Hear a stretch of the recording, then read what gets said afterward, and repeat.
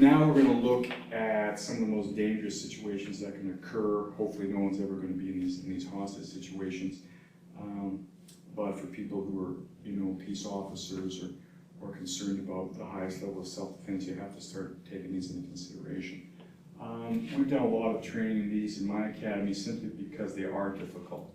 And a lot of the concepts and things that I've already shown you, we developed while doing hostage situations, not because they were such realistic situations that myself or my students were encountering all the time, but because they were difficult. And again, we were looking for those concepts that link all the positions. So if you can become proficient and you feel confident in some of these very scary, horrific positions, then you know that you're going to have a good chance of success when we're dealing with other situations where you have more reaction time. So what we're talking about hostage situations, we're now combining the idea that not only is the guy behind you, but he's holding you in some way and he's got the weapon right against you. Obviously, why would he be doing this unless he's moving you somewhere or he's concerned about somebody in front of you. These are classic hostage situations. They happen all the time when you watch hostage events, but I think for ordinary people they're fairly rare. But again, if you train this in an academic way, it's going to bring all of your firearm threat defenses up to a higher level. Now, there's a lot of variations on these because of the concepts behind them. That's really what I want to cover today, is not spend too much time on one specific one, but to look at these the way that we've discovered them and what makes them make sense in a more conceptual framework. Once again, each different school that I trained at might have one or two of these, and they don't seem to understand the whole bigger conceptual package that kind of links them together. And once you understand that, it's going to make all of your firearm defenses a lot better, make a lot more sense. So what I'm saying here is that although the situation looks the same, the person can have, although the weapon is only moving a few inches relative to your head, it changes a lot of things where that weapon is. So the first concept I want you to think about is where specifically on your head the threat is. Okay? So, and is he holding me with the other arm? Okay, good. So what we want to do is divide our head into quadrants. Just imagine it's a big soccer ball here and draw a line this way so that you've got a front section and a back section, and draw a line this way. So once again, you've got a top section and a bottom section. And this will help you understand different ideas of what joint is closer to it. And we're going to be trying to integrate some counter motion into here. So that's really important to where the weapon is, okay? Now what I mean by that is again, everybody understands that I have to get out of the line of fire. But like we talked about, there's also that field of fire. So even though technically I'm out of the line of fire, I'm right near the muzzle and my eye. This is really, really dangerous. When you're down around your body, it's not so dangerous, but you can just as easily be maimed or killed by the next shot because you didn't get out of the field of fire. And this becomes really important, like we talked about. Okay? So in these situations, if you're going to have any survival chance here, you need to start integrating counter motion by moving your head in the opposite direction. So in this case, he's right on the borderline. So let's make it a little more functional. Maybe he's displaying the weapon. Now the gun is clearly on this side of my head, which means part of my defense has to be this. I have to move my head in the opposite way. Now it happens that him and I are about the same height, so I have a nice built-in head, but it's not always going to happen. Don't rely on it. But the idea here is I need to pull the gun one way and move my head the other. Okay, it's a really simple idea, but you have to practice it. Now he puts it back here. Okay, I'm pulling my head forward and I'm pushing the gun back. Now it's here, right? I move my head back and the gun forward. Okay, now he's pushing me this way. So I roll my head and I pull it this way. All right, that's something you have to start integrating, is create as much space as you can between you and the muzzle. Otherwise, you're going to have problems when that discharge happens. Okay, so let's look at some specific ones now, and we'll add a few more concepts. But the first one, the idea is I need to try to create as much space as I can. Okay, now we talked about how to move the head. Now let's add the idea of the dimensions. In this case, the gun is fairly high on my head. It's right on my temple, which people talk about all the time. The gun is temple. So this is very intimidating, and he may do it on purpose because he thinks about, man, I'm GN is in his temple and he's going to be scared. And man, I am scared. Just thinking about this is raising my heart rate. But because it's on the top of my head, my defensive action should be this way. Because once again, I'm creating space on 2 dimensions. I'm moving the gun one way, and I'm moving my body the other way. So if it's high up on my head, I have less surface area of my skull to clear, okay? Now if it's lower and it's behind me, I could go this way and try to move my head forward and the arm back. If it's this way, right, my head back and the gun forward. Once you understand this concept, you can see where no matter what style you're studying, master so-and-so from this, master so-and-so from that, a lot of masters out there, you'll see that it's all based on these concepts here, okay? Now, the next part is, what's the most efficient way to grab the weapon? And again, it depends what you're doing.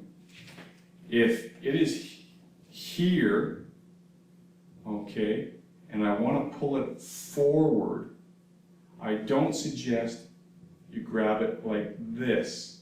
It can work, but what we've seen a lot in simulations and live training, especially with airsoft, is when you use your palm like this, you tend to have a moment of contact which pushes it back, and then you've got to pull it forward. So you can see how, if it doesn't quite go smoothly, for a split second, you may have pushed it into your own head and then out. So be careful how you're gripping. What I found works best is to use a non-thumb hooking action. Okay? Because there's no point that my hand is making contact and maybe inadvertently pushing it the wrong direction. It's a slight scooping action, okay? And again, depending where the gun is, you may be able to, if you're highly proficient, you can use that concept, you can stack one concept onto the other, but we don't want to get ahead of ourselves. If you've done 3,000 repetitions like this with a guy who's really trying to shoot you, and with an airsoft pistol, and you haven't had a failure, then you can start trying to add blocking the hammer, okay? But right now, the idea is anywhere on this gun, anywhere on the top, and I move my head one way and the gun the other. All right, that's the first one. Now, in this particular situation, what do we do now? He's going to try and realign that gun on me. I've got to block it here, and I've got a finger lock here, whatever you like. So that's now, as soon as we've cleared the muzzle, hopefully we've cleared the line of fire and the field of fire, we engage the second hand. Okay, so it's on the outside quadrant here. Now again, he's higher up on my head. So now I'm going to use a different one. I'm going to use the web of my hand to knock it up.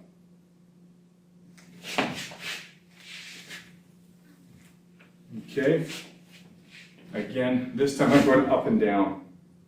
Now, what is the most efficient way to grab the gun? Once again, I don't want to do this and then try to change direction. It slows you down just by a millisecond, but sometimes if you do thousands and thousands of repetitions, you begin to see that, maybe 2-3% of the time that makes a big difference. So this time, I want to push it upward from the bottom. Okay, and again, I can use the same one, or sometimes you end up right behind the guy, like that. So those are two very common ones. Basically, I can go up, down, I can go back and forth, or very dangerous situation here, I can go back and forth this way. Okay, which is the last one from this basic idea of how to use the quadrants of your head to dictate where you're going to go. So if a guy has it behind you, this is one of the, this is really, really dangerous here. If it's something like this, if it's behind here, basically you're in a different situation where we use the back rotation. But if it's something like this, this can be hard to get, especially behind your ear or something like that. So you have to realize that, trying to do this is more difficult, okay? So again, I want to create that space. So my head goes forward this time. You can see that just by stepping on the other field of fire. He may be controlling me with his hand, so it makes it more difficult. I don't have that much time, and I gotta get a hold of that, okay? So what we hope to do here, I don't wanna do it that hard just for safety, but you want, just so the camera can see, hold it here, pretend this is his head. You want this to happen. You want to slap it hard into him, and hopefully there's a discharge at that moment, just like we did earlier. So if you're here, and you know, I do this, boom, if there's a discharge, it's going to affect him, not me as much. That's one of the things. Now this is tricky because you're not getting good control, you're getting momentary control, and this hand has to rotate to here, and hopefully you end up in a familiar position. Boom, turn and rotate, and now you're back to this one. Okay? So how you practice this is you just have the guy put it in different positions, and you think about moving smoothly. Okay? Now, let's add one more now. Same scenario, but his arm is over your shoulder.